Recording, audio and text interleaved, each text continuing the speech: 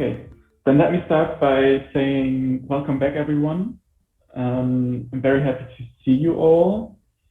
I think we had a great session yesterday with Deval and Hannah on law and extractivism. And I certainly hope that your group meetings were productive and you were able to discuss your research and maybe get some new perspectives and ideas.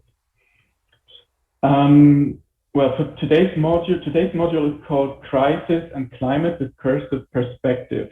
And I'm very delighted to welcome two experts on discourse analysis who are joining us from Vienna today, Ruth Wodak, as well as Martin Reisigl. And Ruth and Martin are both linguists specialized in critical discourse analysis, and CDA is traditionally focuses on the linguistic and discursive production of social inequality, which includes racism, sexism, anti-Semitism, but of course, in recent years, also the rise of far-right populism and soft authoritarian regimes. Let me just briefly introduce our two speakers, and then I will hand over to them. So Ruth is Emeritus Distinguished Professor at Lancaster University, and she's also affiliated at the University of Vienna. And she has published broadly in the field of discourse analysis. To name only two of her many publications, I would like to mention the second edition of her book, The Politics of Fear. I think I spotted it in the cupboard behind her. And it's also here on my desk, but this is the first edition. And also a recent journal article, which is called Crisis Communication and Crisis Management during COVID-19. So thank you very much, Ruth, for joining us. It's really a privilege to have you here. And thank you very much. And our second speaker and expert today is Martin Reisigl, and he is an assistant professor at the Institute for Applied Linguistics at the University of Vienna.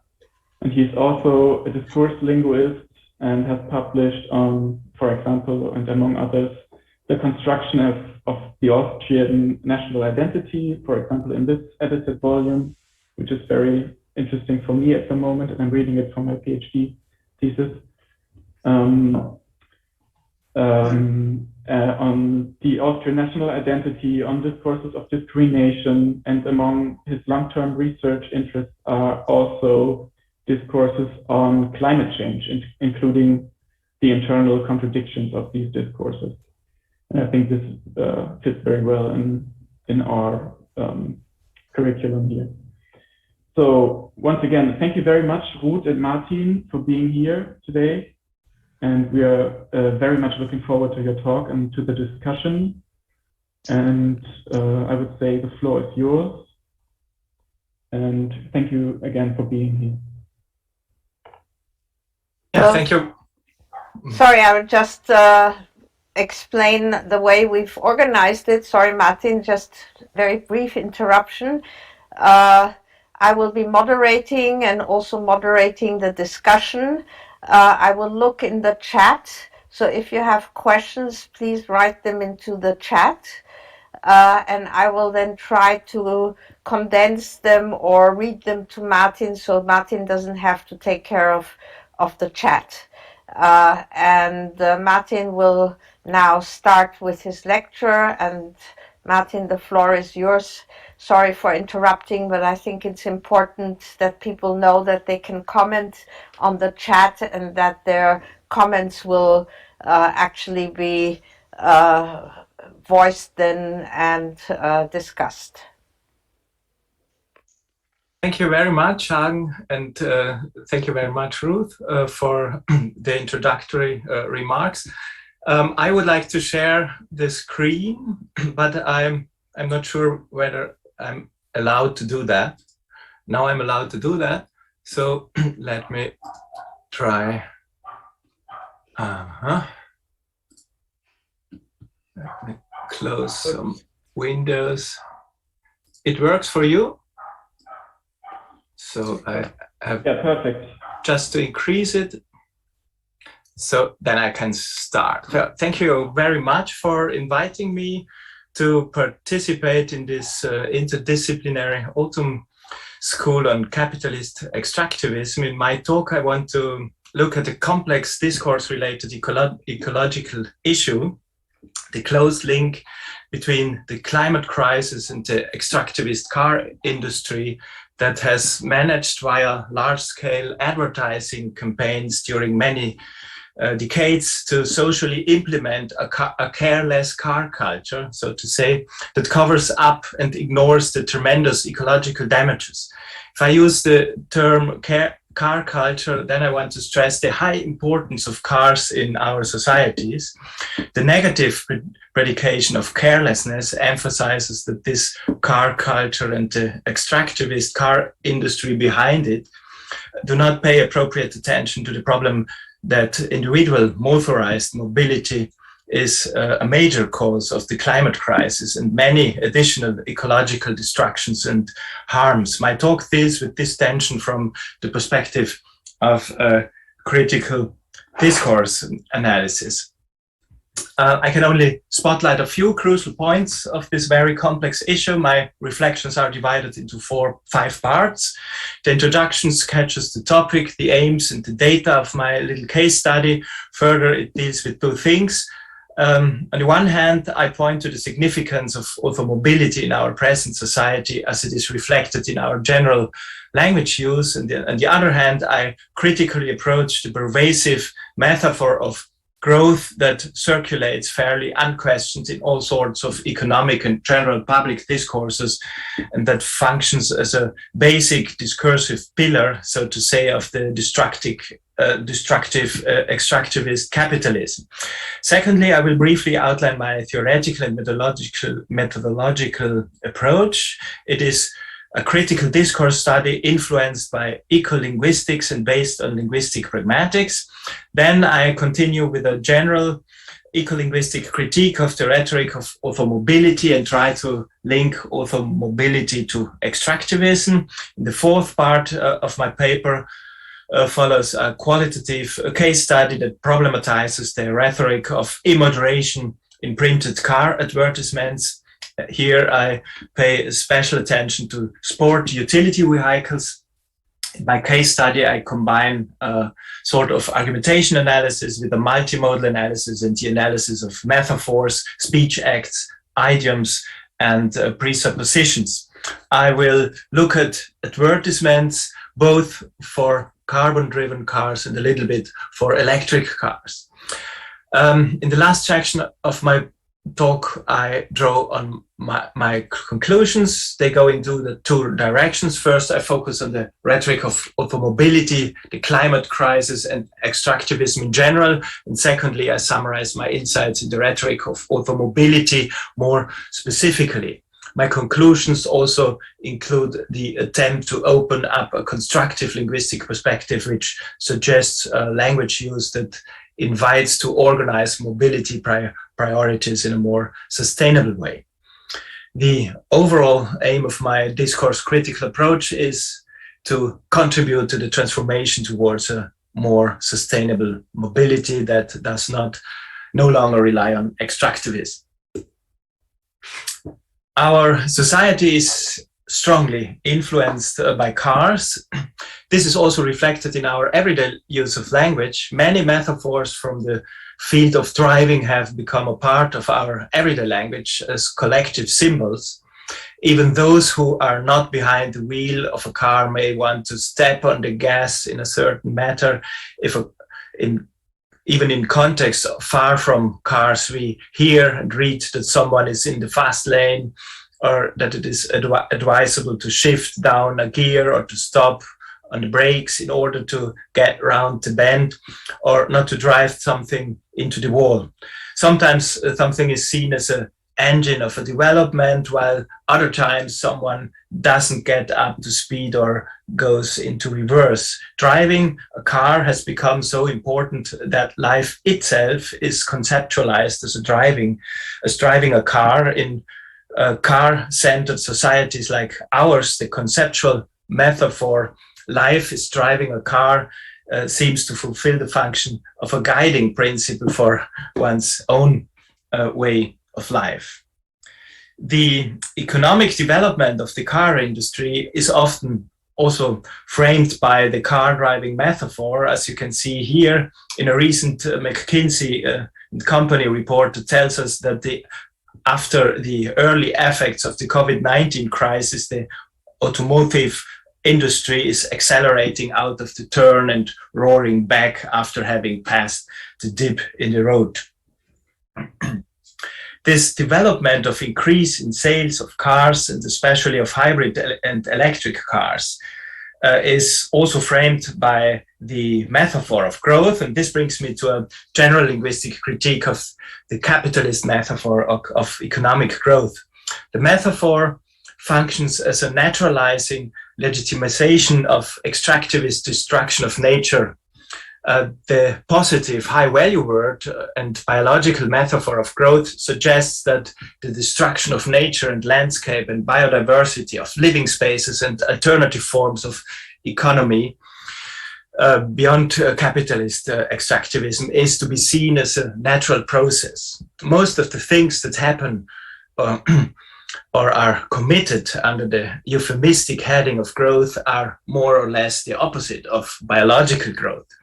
The metaphorical term is extremely suggestive and ideological, but in fact, especially from an environmentalist perspective, is nothing but a tricky deception that disguises destruction.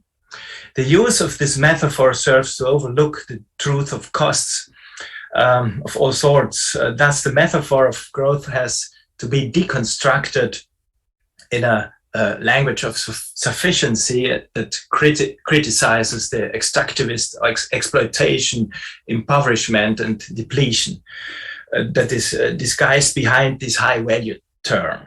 We need to point out the blind spots, so to say, of the growth metaphor and to put alternatives into perspectives. But let me come back to the driving metaphor. The prominence of the conceptual driving metaphor represents a salient linguistic indicator of the strong impact of cars.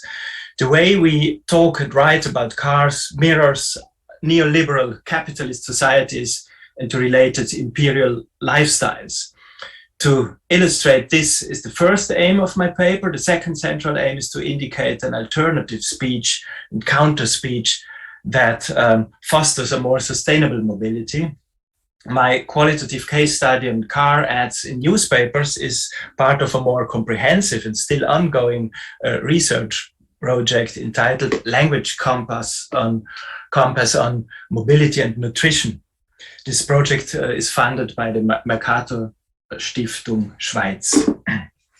I'm not ready to present overall results of the whole project yet. We are a team of 3 linguists and 2 consulting researchers on ecology and landscape conservation. The linguists are Hugo Gaviola, Andrea Sedlacek, and myself, and the 2 consultants, Andreas Clay and Hans Weiss. We focus on different subsets of data. Our corpus comprises car ads and journalistic articles from 4 Swiss dailies. In addition, we look at TV commercials, primarily with respect to the years of 2017 and 18, but as far as car ads are concerned, I'm continuing to collect ads till now, that have been published this year.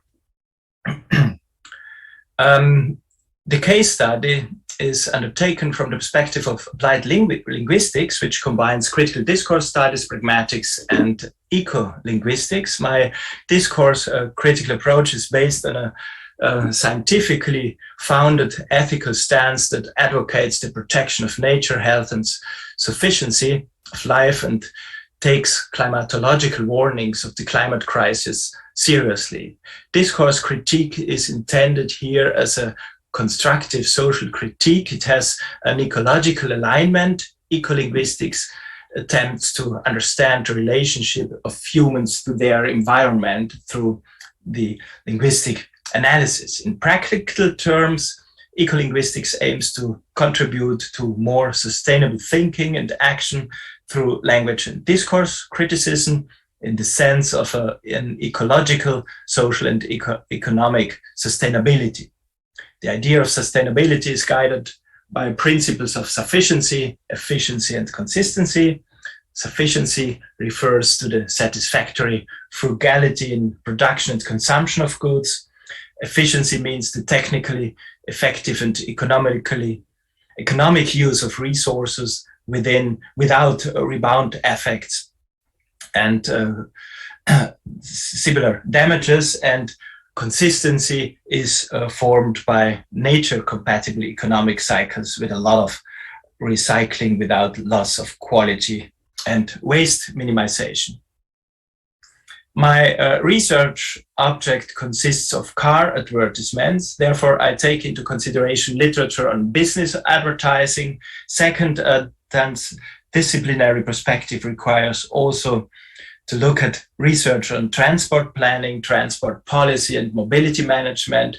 Third, Hartmut Rosa's work on the sociology of late modern temporality is relevant for me.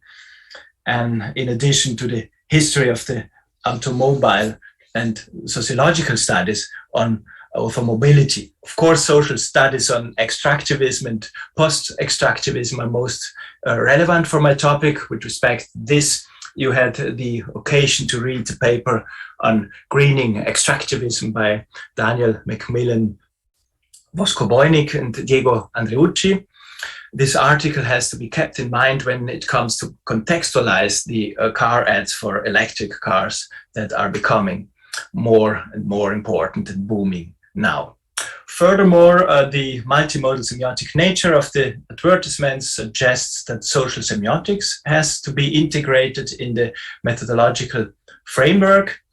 And depending on the specific advertisements, various linguistic subdisciplines contribute to the critical discourse study of car advertisements, especially pragmatics and text linguistics. This means that methodologically, I opt for a focused holism, a comprehensive approach that places the concrete object of research in a broader social, economic, political, and of course, ecological context. Now, let me come to some general eco-linguistic observations on the rhetoric of automobility. From a technical point of view, the car is a locomotion machine designed to make it possible to move fast from A to B. It functions as an artificial help to satisfy the elementary human need for mobility. Yet it is an extremely inefficient invention because you move about 20 times of the weight of the driving person from 1,500 to 2,200 kilos. On average, only 1.2 persons sit in a moving car in countries, for instance, like Austria and Germany. In contrast, the weight of a bicycle is about a quarter of the weight of the person that is driving it. In cultural anthropological terms, the automobile represents a medium of transition. Those who drive a car perform a rite of passage from the workplace to the home, from the place of residence to the holiday domicile or place of leisure, pleasure, and so on. However, car advertisements often suggest that the car is a mobile living space. Cars are built as vehicles. However, a car stands around for an average of more than 23 hours a day, almost 97% of the time. Cars stand around and are not moved. According to Hermann Knoflacher, their designation as vehicles is misleading because the term vehicle linguistically foregrounds the temporality function, the temporary function of as a means of locomotion, but backgrounds the prevailing mode of existence as immobile, massive objects standing around. In rhetorical terms, the term vehicle is a synecdoche where a small part stands for the whole and the predominant mode of existence is neglected. Discourse critical view of the rhetoric of automobility based on focused holism cannot ignore the consequences of discursively promoted automobile mass traffic for our ecosystems. The knowledge and the ecological harmfulness of the mass automobility forms the basis for my critical perspective. Let me summarize this ecological issue first as millions and millions of objects that are moving a huge infrastructure of transport and that stand around in front of houses, roadsides, and in car parks. Cars take away a lot of space and freedom of movement for many, many people, animals, and plants. Second, the sealing of many areas of fertile soil for the purpose of creating transport infrastructures destroys many landscapes and restricts the habitats of numerous living creatures. Population decline and the loss of species are the consequence. Third, high carbon dioxide emissions from the private motorized transport are a major cause of the climate crisis. About 20% of global human carbon dioxide emissions are due to transportation. Fourth, cars are life-threatening. According to the World Health Organization, 1.3 million people die each year due to traffic accidents, and even far more people are injured in road traffic. Fifth, car-related air pollution alone leads to 1.5 million or even 2 millions of deaths every year worldwide, and traffic-related noise pollution is indirectly responsible for many more deaths. Car traffic leads to respiratory diseases, sleep disorders, cardiovascular diseases, and many other problems of health. Sixth, many of the motorized people suffer from lack of physical movement, which promotes obesity, cardiovascular problems, and diabetes. And seventh, the car industry heavily relies on capitalist extractivism that destroys landscapes and the living space of local communities and animals. In the way we experience the mining of so-called transition minerals, such as lithium, is not a climate change mitigation strategy as suggested by national and multinational mining or car companies, as well as regional state actors. Rather, it is a part of a non-sustainable, profit-driven capitalist economy that aggravates the climate crisis. This means that there is no such thing as a green extractivism, and that electric cars are part of the problem, not the solution. Business advertising commonly overlooks the ecological dangers of car traffic, and where it responds to the public problematization of automobile traffic, it repeatedly engages in greenwashing by trying to encourage people to buy a new car with the moral argument of economical fuel consumption, or by representing car companies as ethically responsible companies. Fraud scandals such as the manipulation of diesel vehicles undermine such positive self-presentations. Car companies aim to maximize profits, to sell as many cars as possible. They follow the principle of Sloanism.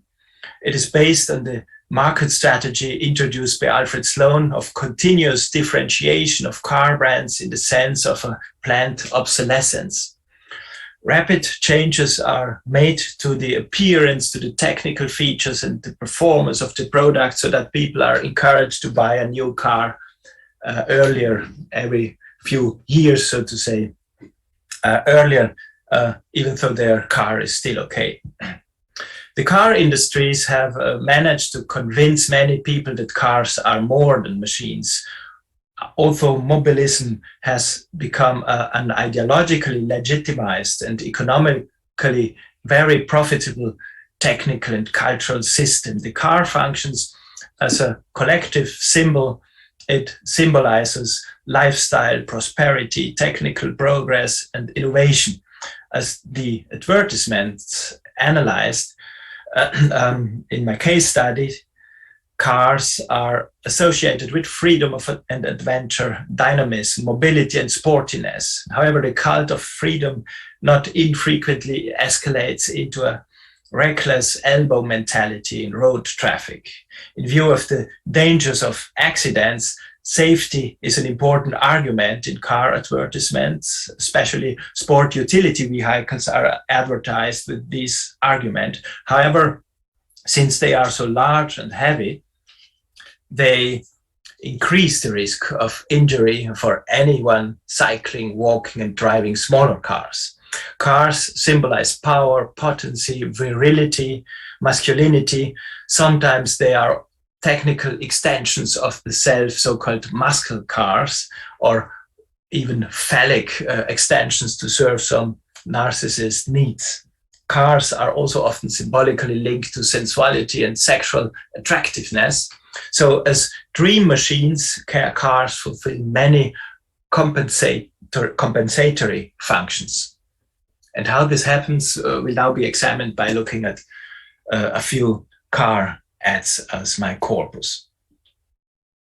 Most of them are taken from the Swiss daily newspaper 20 Minuten, 20 minutes, and from the Time magazine, Zeitmagazin, the supplement of the weekly newspaper Die Zeit, that is published in Germany, Austria, and Switzerland in 3 different versions.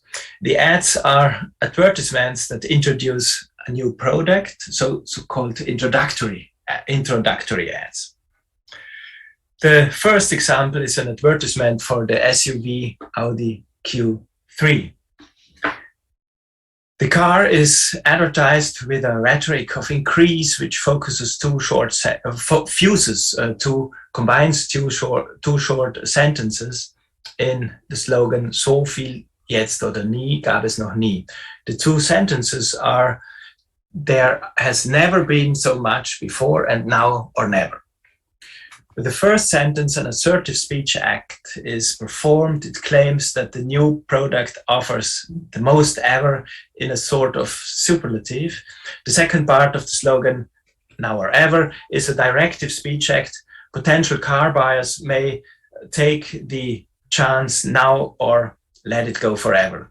The emphatic request, "now or never," functions as a locus a tempore, a topos of time, so to say, that says if you don't take the opportunity to buy the car now, you can never do it again. So do it now. This topos intended to exert a sort of time pressure. Twice in the ad, the novelty of the car is addressed. The cult of the new can be found in the text.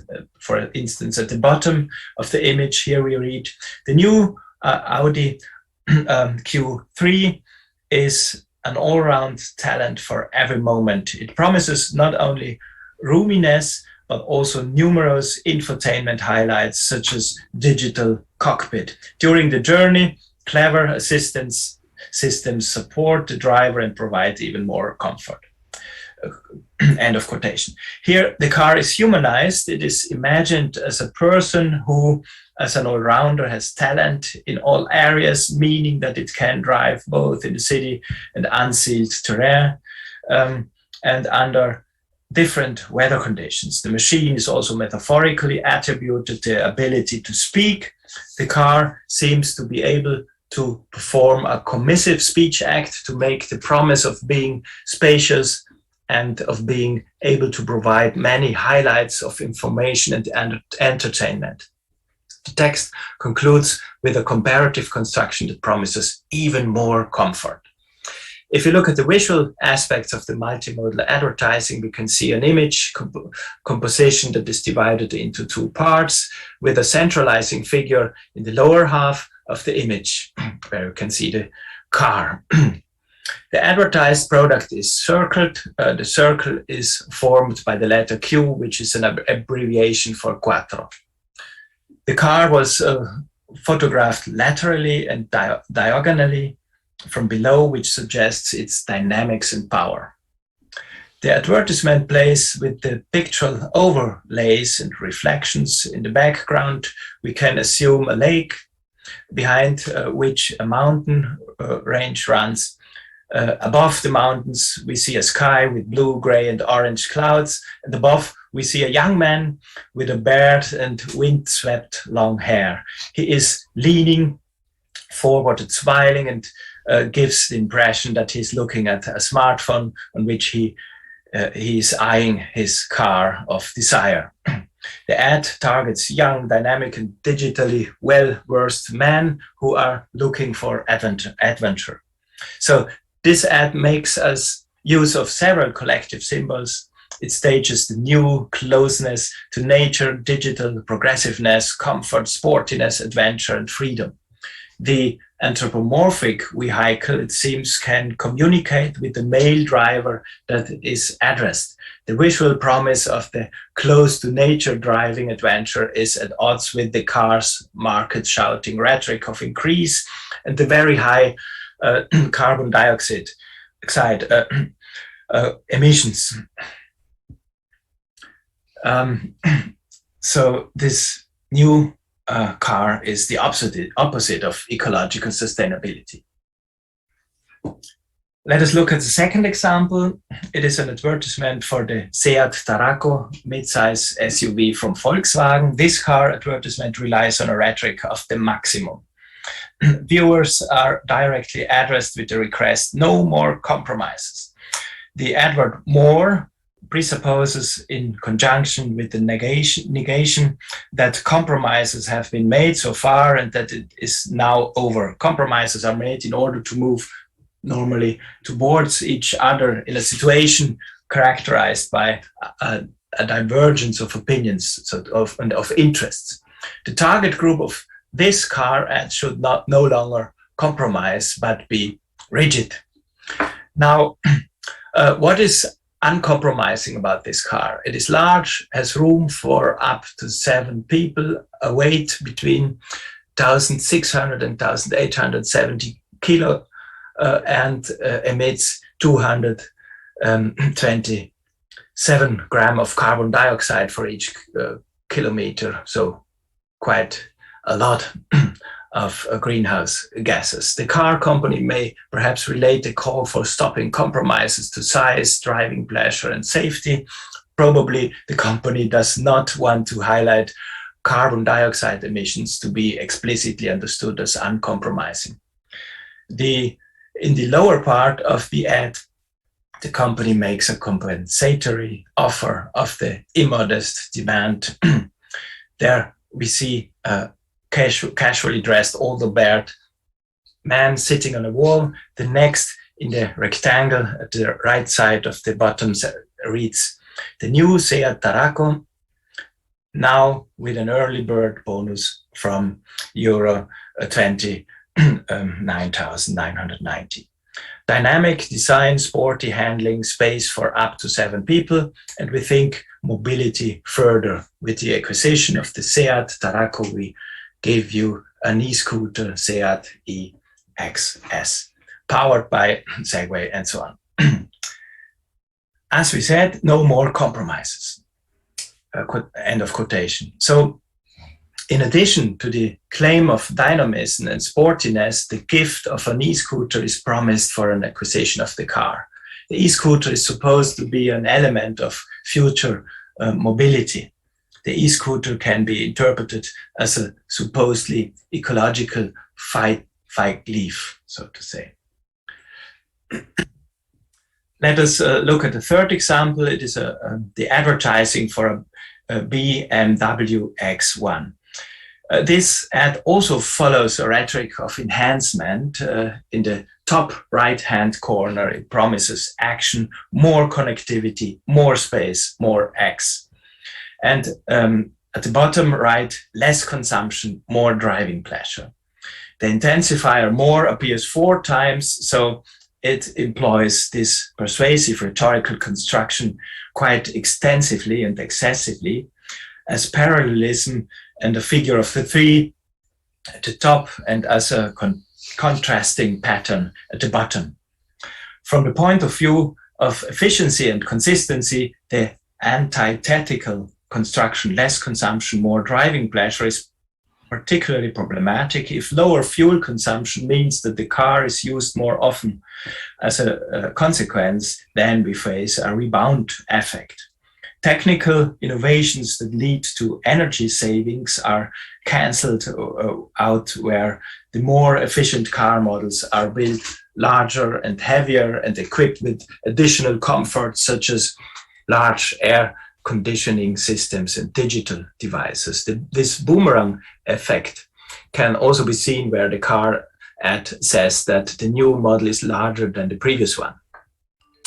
This advertising also celebrates the cult of the new. The cult follows the Sloanist principle of planned obsolescence. The advertising symbolizes dynamics, adventure, action, and the closeness to nature of the urban off-roader, although the car, like many SUVs, is not qualified for off-road driving.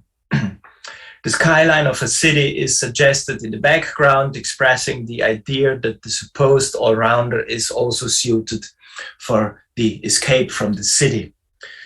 Such an escape from the city confronts us with a modern paradox. If you visit beautiful natural landscapes with your big cars, you destroy precisely what you want to visit because it has become your object of desire. This paradox undermines the idea of sustainable ecological mobility. All the three examples are part of a series of contradictions that become evident in the discourse of automobility. On the one hand, there are technical possibilities for constructing more efficient cars. On the other hand, this efficiency strategy is suspended by cars that are more powerful, larger, heavier, and equipped with even more technical comfort. To build more powerful, larger, and heavier, as well as digitalized cars, means that more material resources are needed, and that as a consequence, extractivism will be fostered. On the one hand, car companies repeatedly engage in greenwashing, while on the other hand, ecologically problematic sport utility vehicles are the best-selling car type of the major car companies, also of electric cars. On the one hand, cars with lower emissions are developed, and on the other hand, car companies manipulate defeat devices that lead to ecological and health damages. On the one hand, we hear ecological lip services. On the other hand, the actual consumer lifestyle of many people contradicts these ecological credos.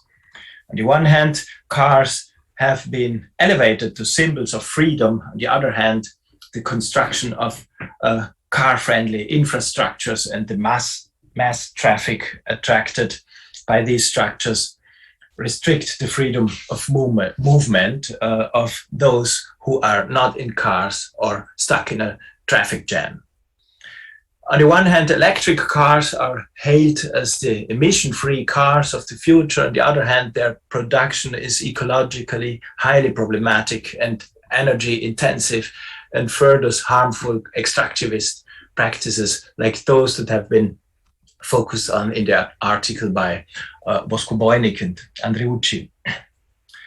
There is no time to look more closely at car ads promoting electric cars. Therefore, just a few remarks. First, they are sold as the future of automobility and linked to climate-friendly, sustainable mobility. They are sold as green cars moving in green nature, from gray to green here, as you can see in the picture.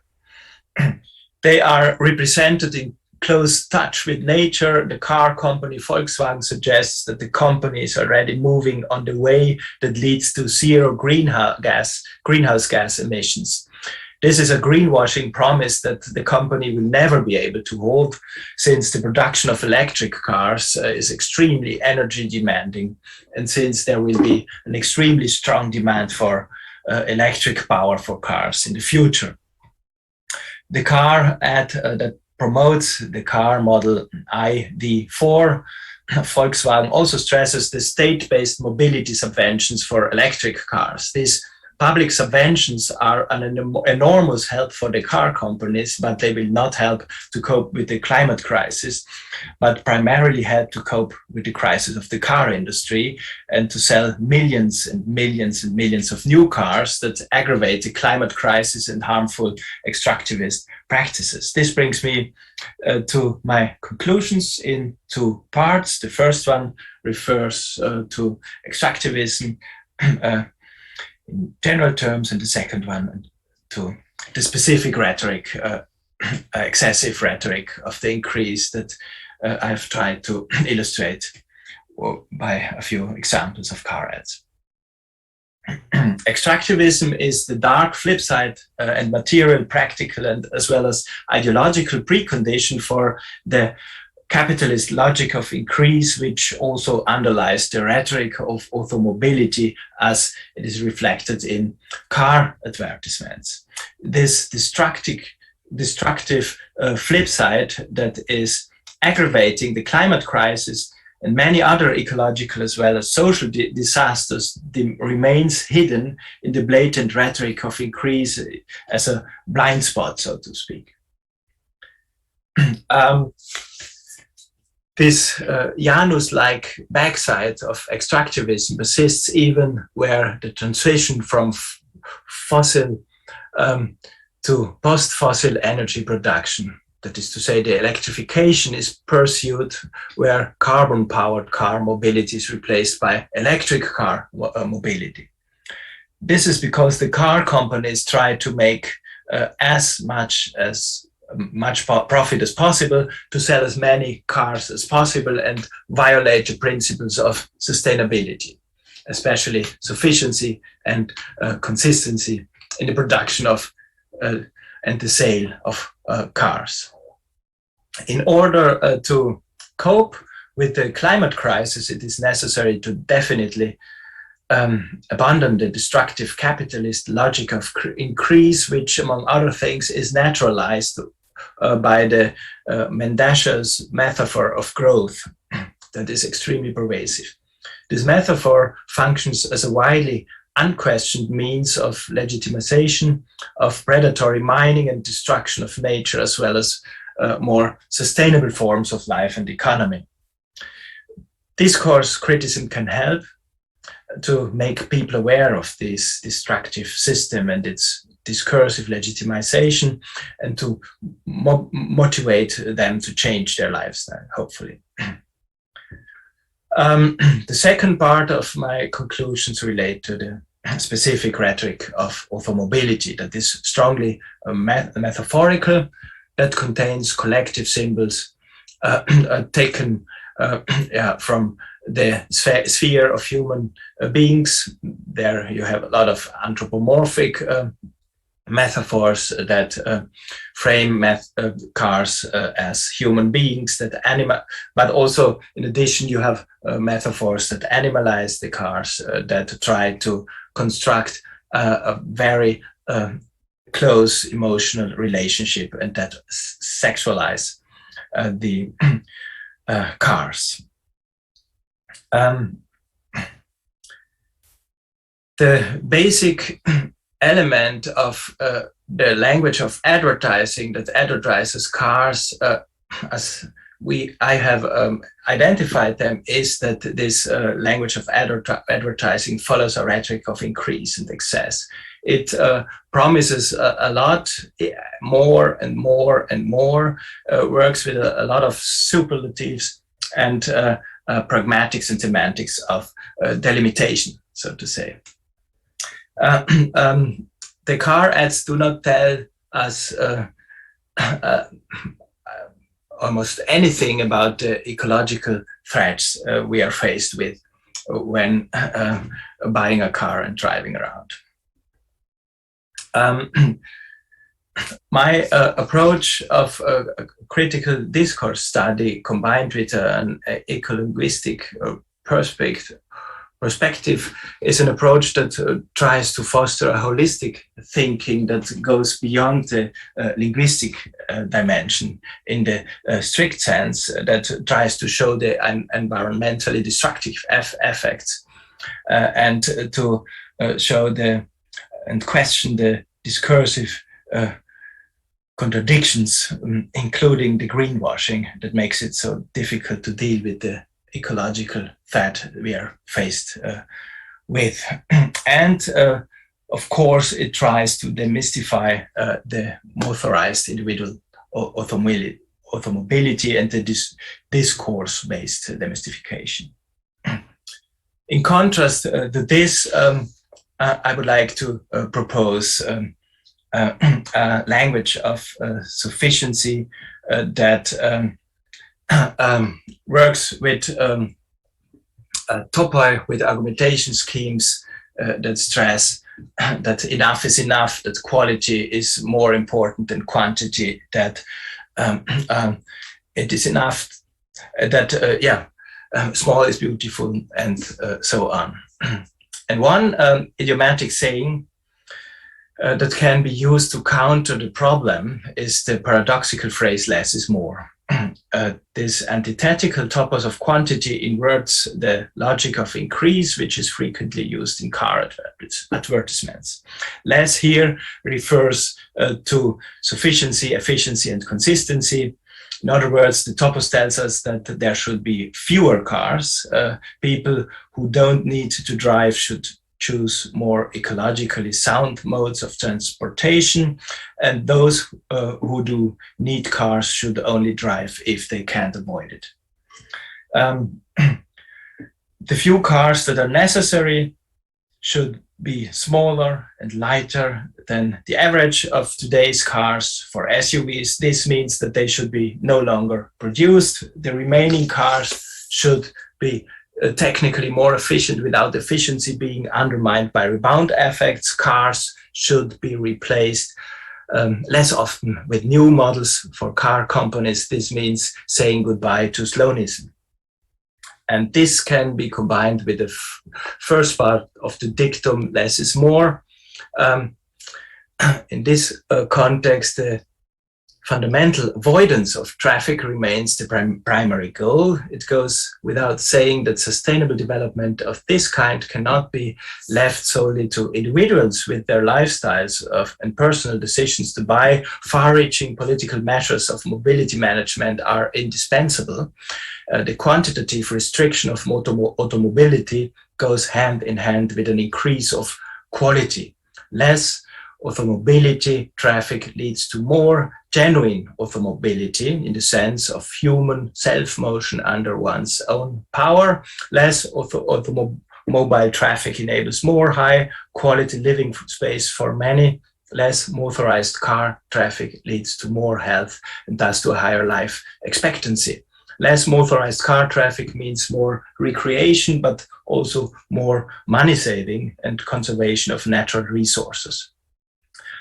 Thanks to this deceleration, those who travel on foot or by bicycle enjoy greater perceptual richness in their interactions with others and are given more opportunities to directly experience nature. A decrease of automobility in our society leads to a greater interpersonal resonance and more resonance with nature as well as with ourselves. These resonance spaces to be gained in this way are good prerequisites for a better life under the sign of ecological, social, and economical sustainability, in the sense of Hartmut Rosa also. So this is the central message that this idiomatic saying wants to tell us. Thank you very much. So I stop here.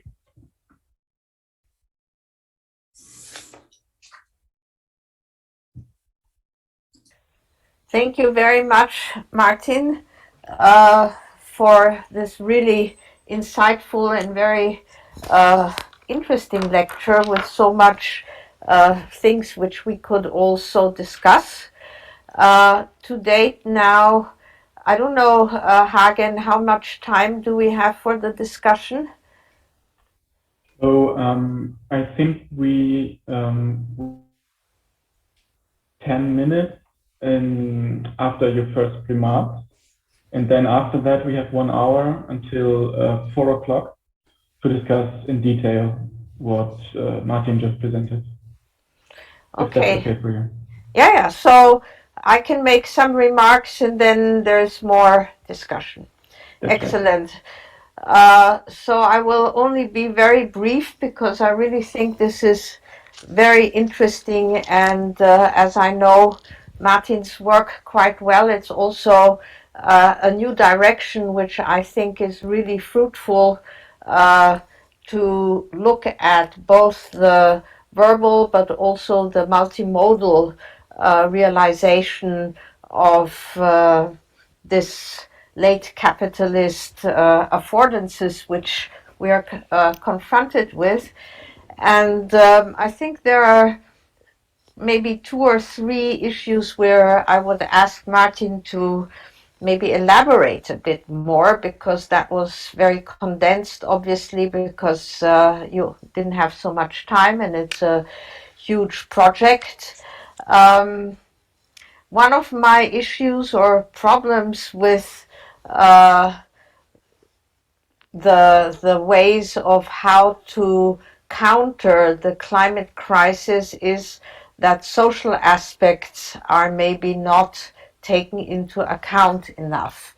And I'm thinking now of Les Vestes Jaunes, for example, in France.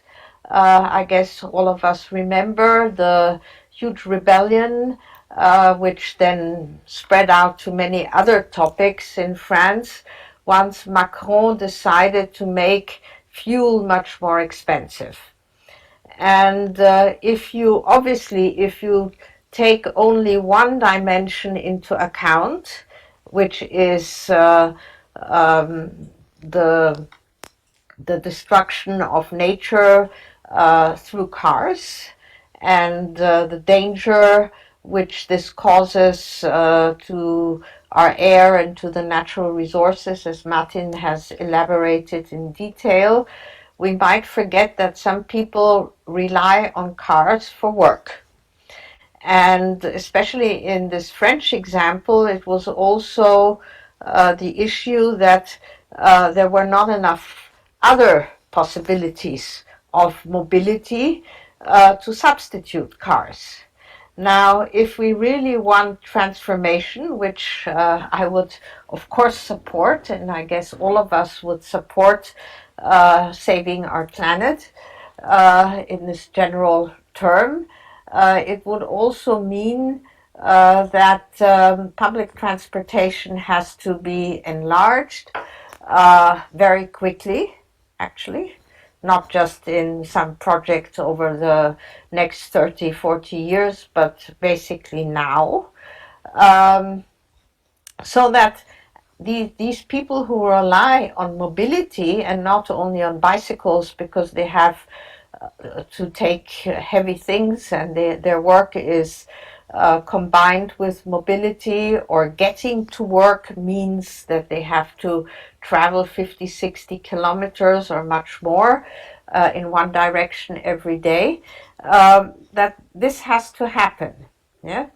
And there has to be support for people who cannot just substitute. Yeah? And sort of ride the bicycle like many of us living in cities can, and especially in cities in Europe, but not elsewhere, because in LA you won't come far with a bicycle. So this is an issue which has to be taken into account, and I think that also implies a lot of other sort of dimensions which we have to look at. So the car is also functional for many people. It's, of course, status symbol, masculinity, all of that, prestige, etc. But it is also part of work, part and parcel of working day lives.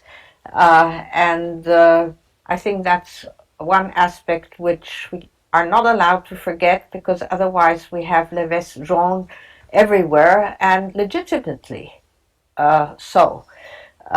So that would be a question I would like to ask to Martin. And the second question, which I'm also really interested in, are the metaphors. I think you're quite right with this conceptual metaphor of growth.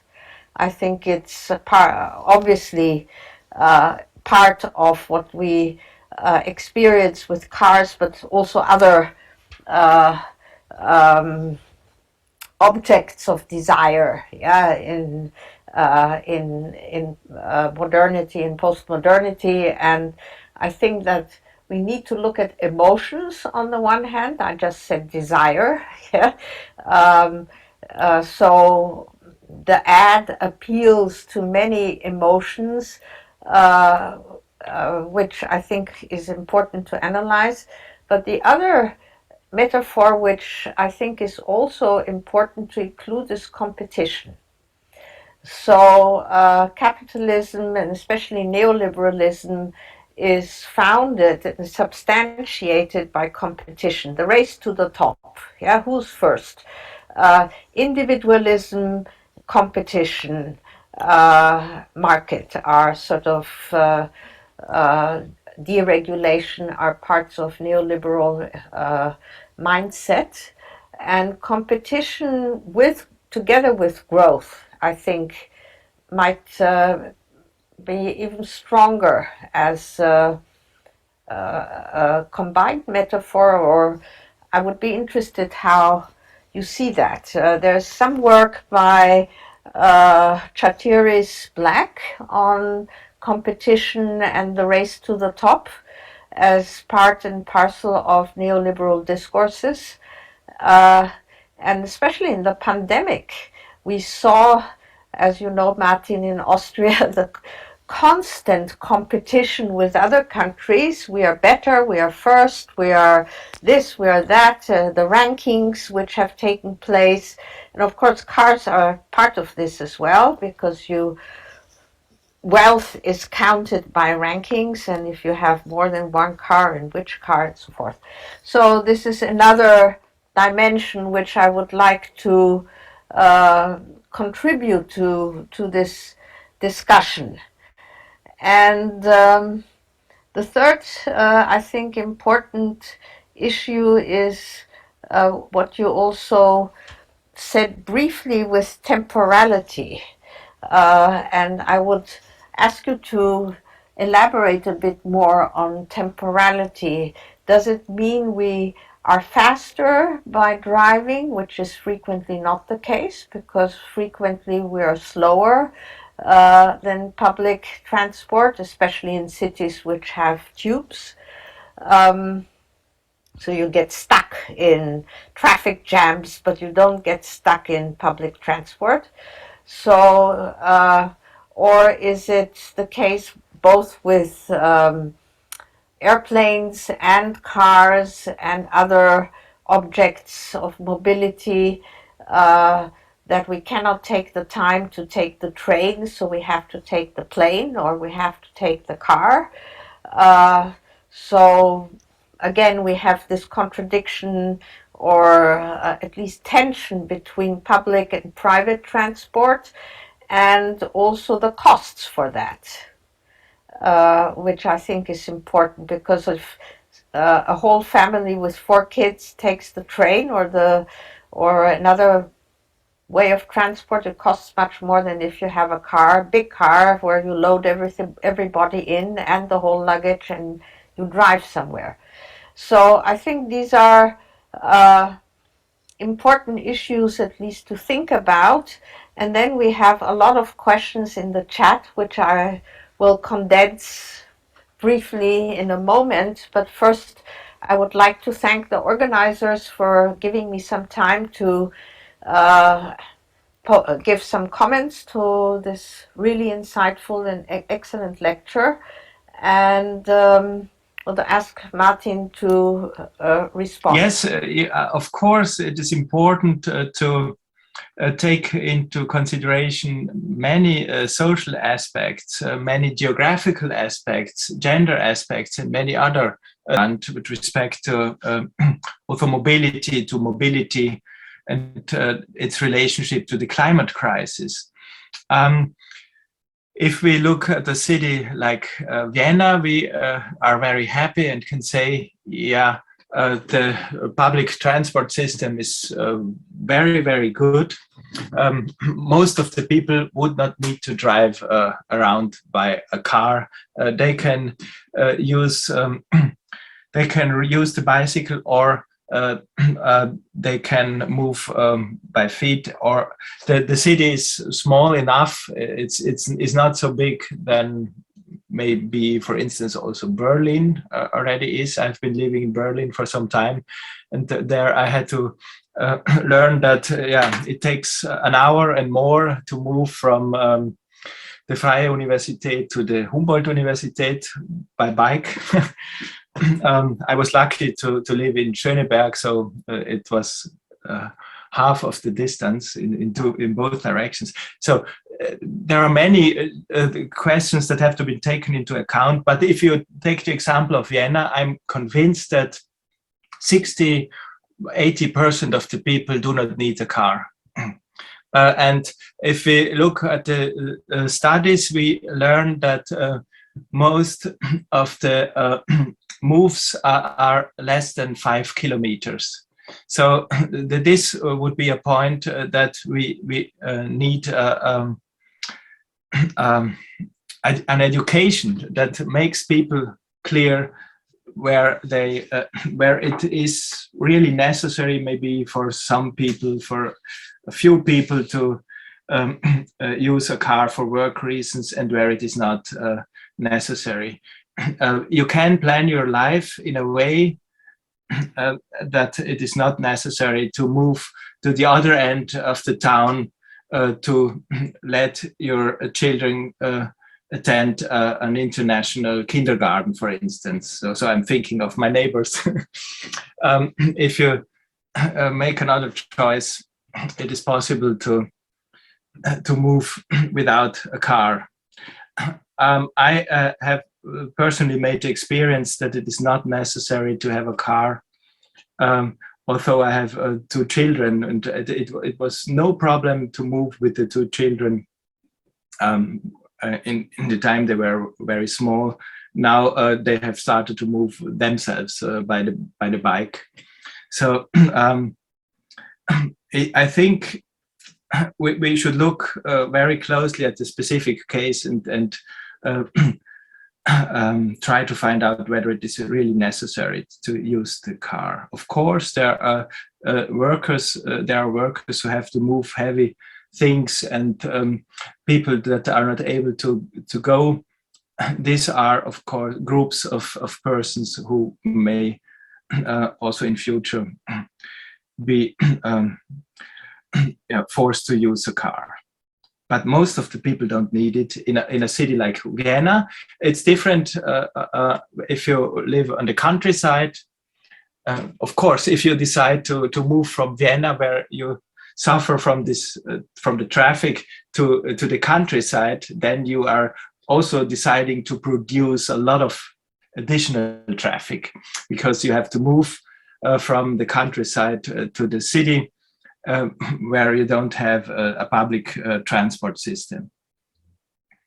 Yeah, that's just an attempt to start to answer your question, but there would be much more that we have to say. To the first question, so the social aspects have to be taken into account, and of course, if the fuels become more expensive, then you have to support those the vulnerable groups that suffer from this decision. But I think that's possible via a specific tax system.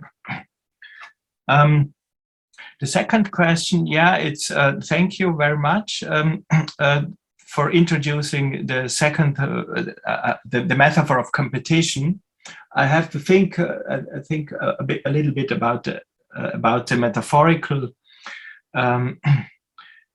content of the competition metaphor, but I think it's a good idea to combine the two and to see them together, and to start from the point that a metaphor does never ever come alone, but is embedded into a network of many other metaphors, also contradicting metaphors. catachrestic metaphors that contradict each other, and would be a very interesting and insightful task to look at these relationships of the various metaphors. And of course, I could not go into detail, but it is very important to look at the attempt of the car advertisings to play with the emotions of those who are addressed by the car ads, because emotions are very important selling factors and very important elements. Relating to the metaphors that are specifically sensual metaphors relating to all 5 human senses. You can touch the car as if it were a human skin or something like that. So all 5 human senses are relevant and combined. The question of temporality, Hartmut Rosa has written at least 3 major works on that as a sociologist, about the issue of acceleration in our times, of late capitalist modernity, an acceleration that hinders us to resonate with our neighbors, with in our social relations, that makes us extremely superficial, that lets us suffer from a decrease of the quality of life.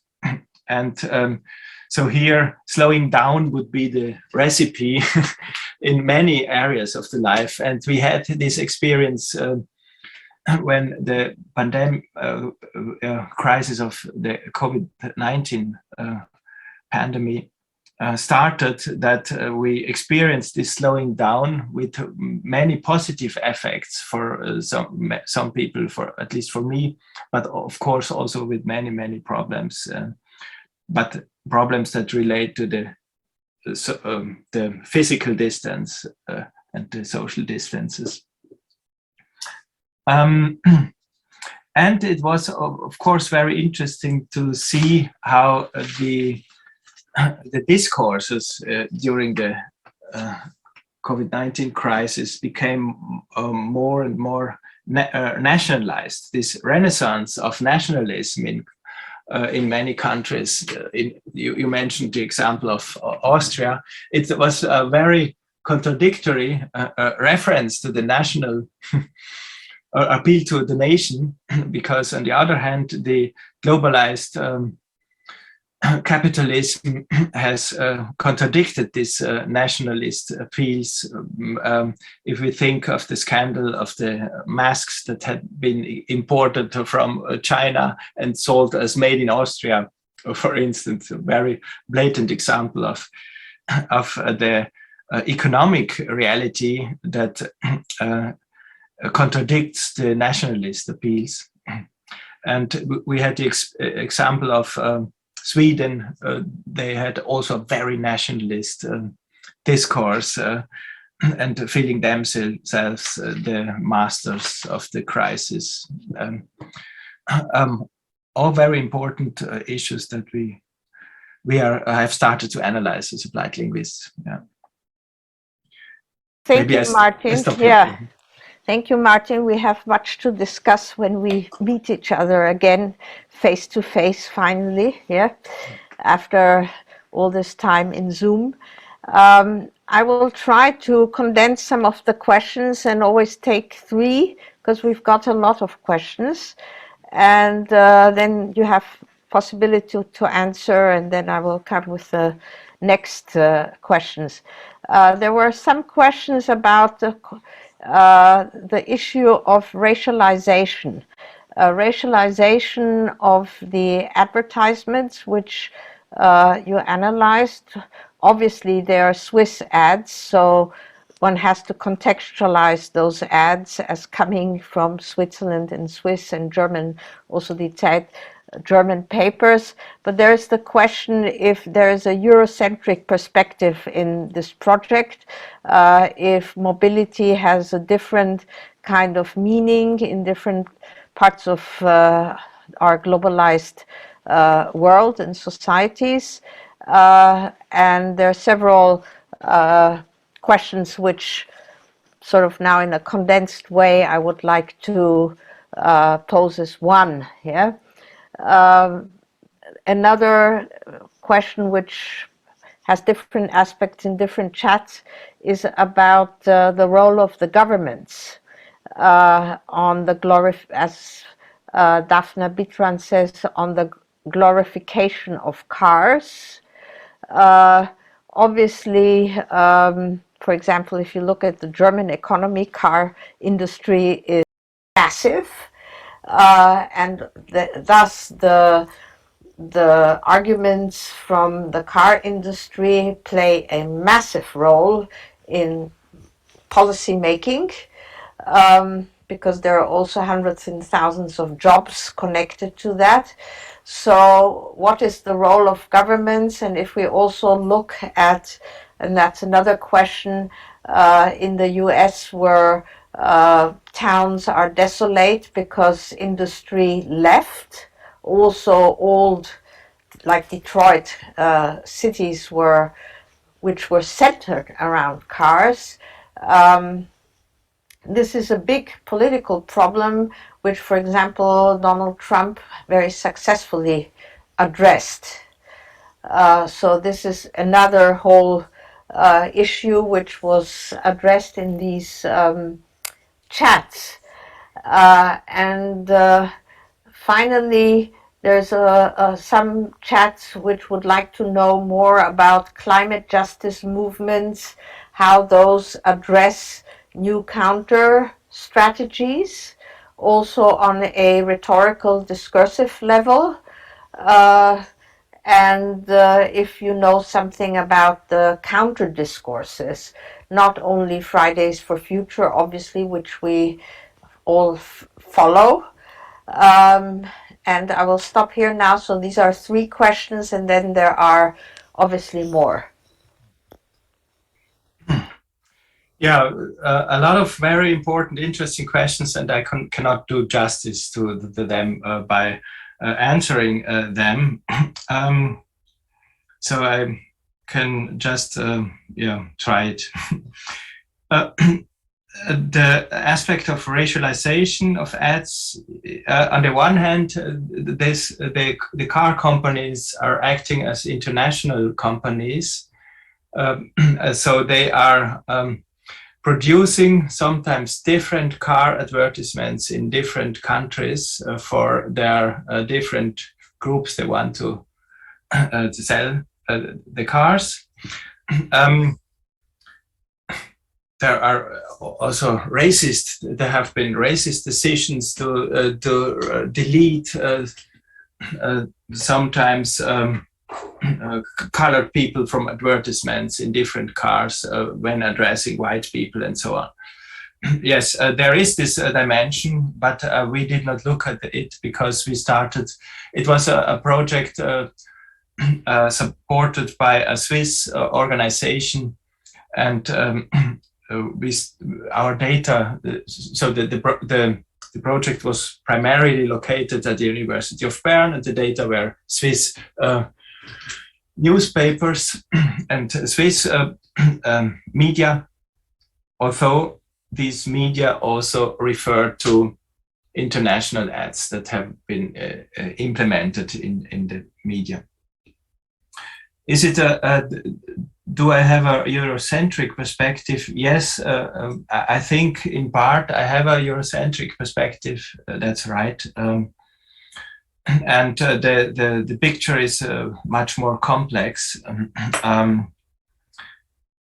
in the whole, but you have to start somewhere. So I cannot do justice to all advertisements all over the world.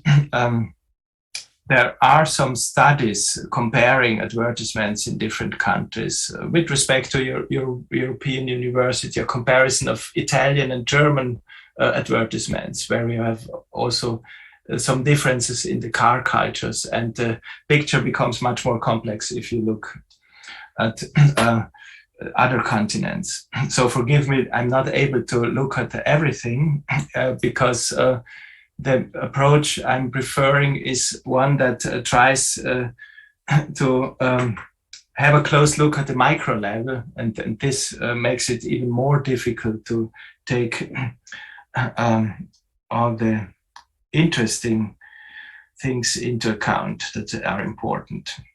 The role of governments, the role of political economy is, of course, has to be taken into account. You have mentioned the example of Germany, the country that produces, that is the third or a second country together with the United States and Japan in producing cars.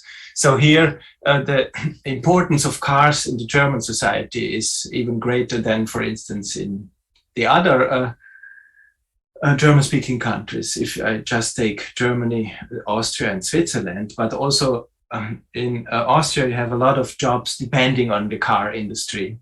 Not so many as in Germany, but still more than something like 200,000 or something like that.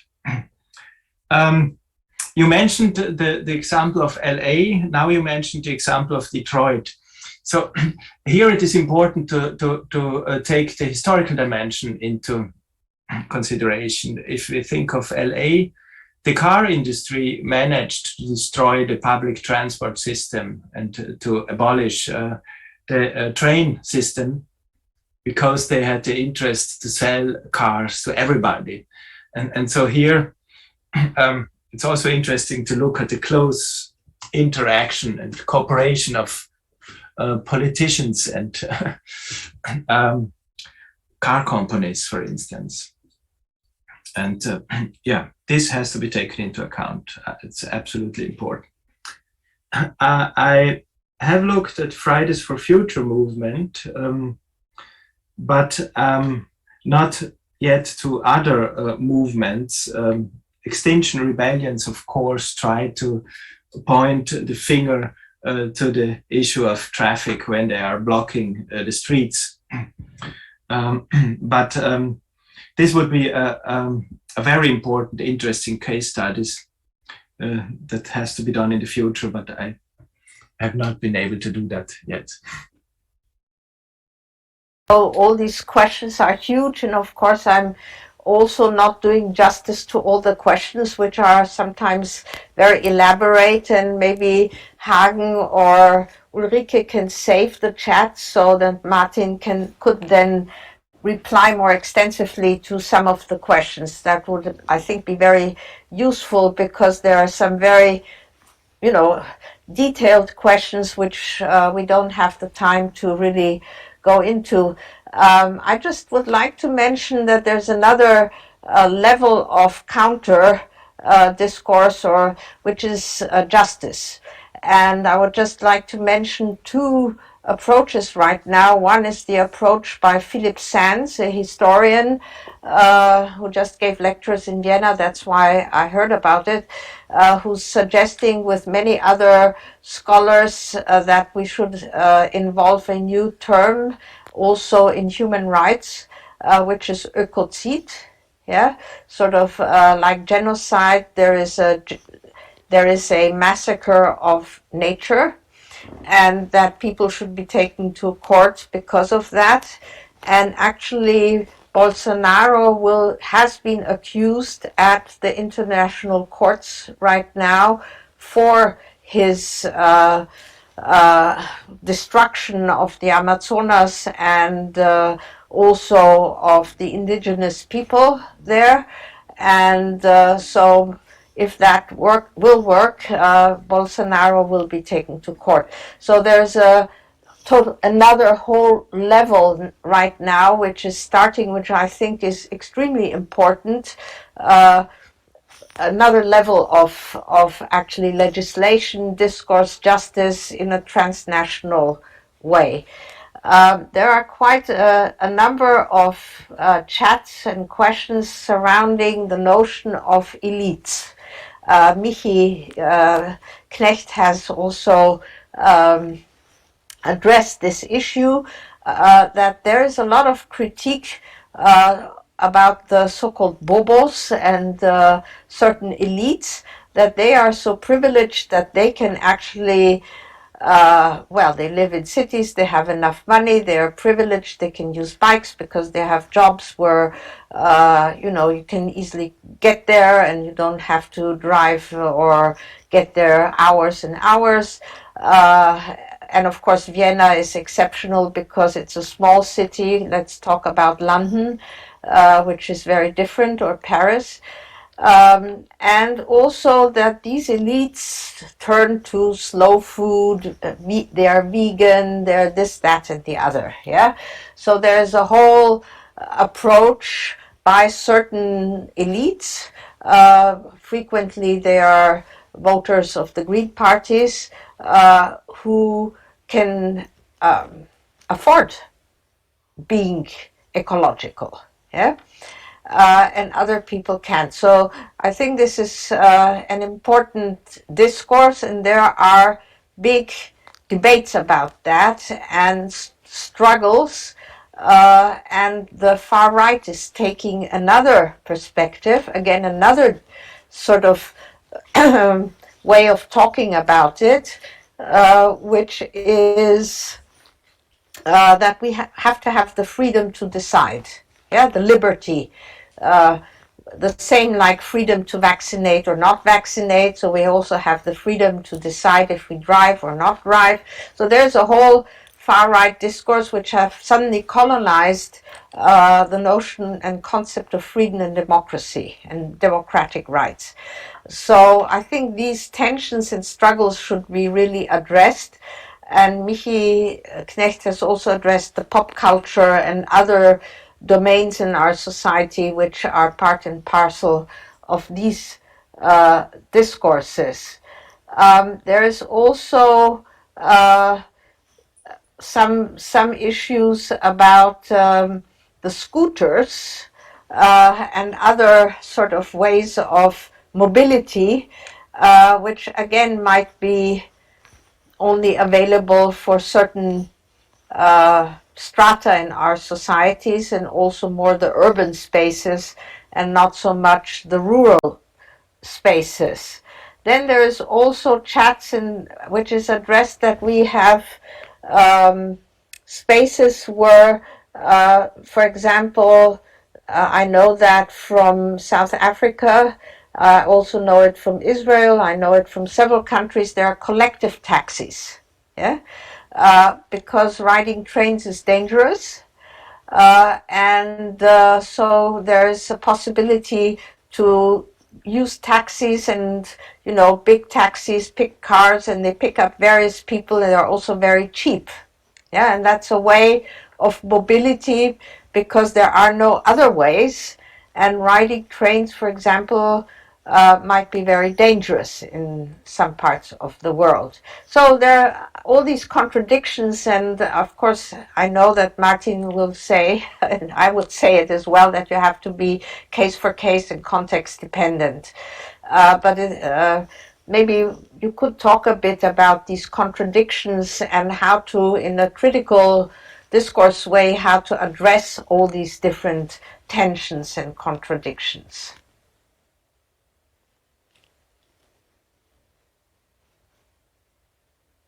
Sorry. So yes, we are faced with a complex problem with a lot of factors and dimensions. It's a conflict of interests, a conflict of norms, a conflict of values. And so I can give an answer that will not answer the specific questions that have been asked in the chat or comments that have been given, but that gives an answer at the meta level.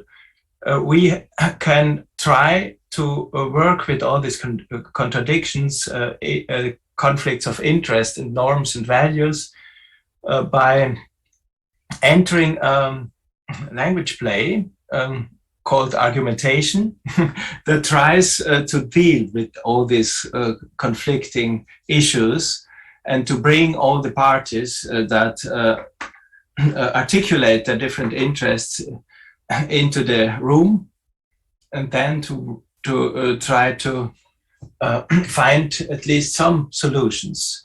And within this play of argumentation that has to take into consideration the emotional dimension, there is no emotion-free argumentation. You will have to find out which argument has which weight. And you will have to try to find priorities, and maybe also a consensus with respect to some priorities. So if I appeal to the freedom of movement, which is a very traditional topos, freie Fahrt für freie Bürger, mentioned, produced by the ADAC in the 70s, then I can say, okay, there is another argument that also refers to freedom, and that says my freedom ends where the freedom of the others starts. So if my freedom violates the freedom of others, we have a problem, and we have to talk about that. I do not have the freedom to pollute others, to produce an air that is harmful for other human beings moving in the same room. This argument has been successful with respect to smoking, and this is very similar with respect to moving by car in the city. That would be an example. We have a conflict of norms, and we can find, we have to try to find a way to deal with it, and by referring to rules of negotiation and argumentation. I'm working on this with respect to argumentation a little bit, to find rules, not only first order rules that refer to the rationality of arguments, but also second order rules that take context more into consideration, and different discourse position that are adopted by the different arguers, so to say. Yeah. Martin, I mean, this is most important to mention that this dimension in your work, yeah, and of course, if people read Martin's work, they will find this aspect in a very elaborated way. There are also, maybe this is then the last question, because I think slowly we are all getting a bit tired, but if there are still more questions, please bring them into the chat. I'm trying to follow all of them. But there is a question of inequality, yeah? And maybe the overall frame, and this relates to several of the chats, is that the crisis, the climate crisis and climate catastrophe might enlarge inequality, yeah? And if governments don't counteract that, a world now seen in a more global perspective, which anyway has a huge gap between rich and poor, and very many poor and very few rich, that will become even larger.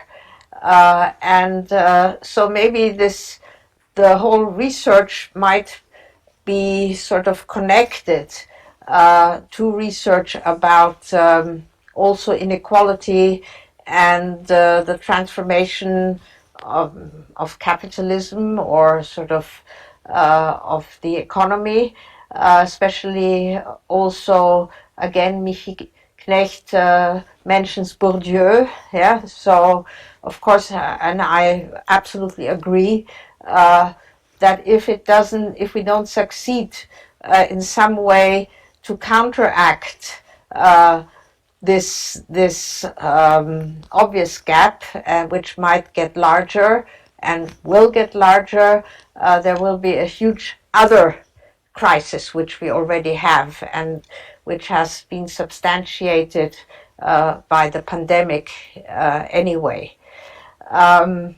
So I think basically I have addressed almost everything which I find in the chats. Maybe, Ruth, yeah? may I suggest that we take up a theoretical question which was posed by Ulrike at 17 minutes past 3. The crisis The question. crisis. Yeah. No, the one on consumption and production, and what happens when we criticize only the rhetorics of consumption, and what kind of problem we might, reproduce with that. 17 minutes after 3. Yes, I have. Thank you very much, Michi Knecht. Ulrike wrote, I will read it out. I don't want to be provocative. I'm just thinking aloud, but what does it mean when our suggestions to rethink the rhetoric in the context of consumption, when we are in fact accusing these rhetorics precisely of neglecting the violence in the field of production, the dispossession, ecological disasters, and so forth? Aren't we then also neglecting this realm? And I think in many ways you're right. I don't know if Martin or anybody else would like to answer to this. Yes, of course, you have this very important dimension to take into consideration, because it is disguised and neglected in the advertisings. Therefore, it is important to refer to the harmful extractivist practices that are the basis for the production of so many electric cars in the future. This will be an extreme development, and a very destructive development if on the political and legal dimension, nobody is trying on a global level to prevent such a development. The political dimension is extremely important, and here the dependence of politicians from economic forces and companies is a very problematic dependence, because it makes it less probable that SUVs will be forbidden. But this would be very important in order to deal with the climate crisis. SUVs are not necessary; they should be forbidden. There should be clear regulations on the political level that cars should not become bigger and bigger, that any technical development that leads to more efficiency is deleted by such developments that follow the logic of increasement, and that follows the logic that cars have to become bigger and heavier, and so on. So, not the individuals. Of course, the individuals are responsible for their behavior and actions and practices and lifestyles, but it's not enough to hope that a lot of individuals decide to change their lifestyle. There have to be very clear political and legal regulations that forbid certain things that are harmful and that violate the freedom and the basic rights of many people. So much in the chats that the Charter of Human Rights should actually be changed and adapted to the huge changes in our societies. I'm thinking of Schirach, who has put forward a very small manifesto of new human rights which should be added to the existent existing Charter of Human Rights, and of course which includes not only, I've thought from a linguistic point of view that was quite interesting, a rule to be truthful, but also the saving of our environment as a foundational human right. So when you talk about regulations, Martin, I think there are so many discourses right now out there, so many fields where something is happening, that we might be optimistic on the one hand, but on the other hand, I must admit that I'm also very pessimistic, because the big industries have so much voice. And if I now look at the compromise, the very bad compromise achieved in Austria, which doesn't even forbid diesel, which I find absolutely terrible, then I'm very pessimistic that counter discourses will be able to win some of those struggles against the governments, against the rich, against the big industry, and so forth. I don't know how you see that. Yes, I'm both optimistic and pessimistic. If we look at the development in the area of mobility during the different phases of stages of the COVID-19 crisis, first there was less mobility. Now we see that a lot of people have started to drive with a car, and even though other people have started to use the bicycle, but in some, all in all, the individualized mobility by cars has increased and is increasing, and the car industry is once more, it seems, profiting from this crisis. The car industry has managed in every crisis, and they had several critical points to solve. In every crisis, they have managed to be the winners. And if they are again the winners, we will get very serious problems with a crisis that is much bigger than the COVID-19 crisis, the climate crisis. So this is a rather a pessimistic view.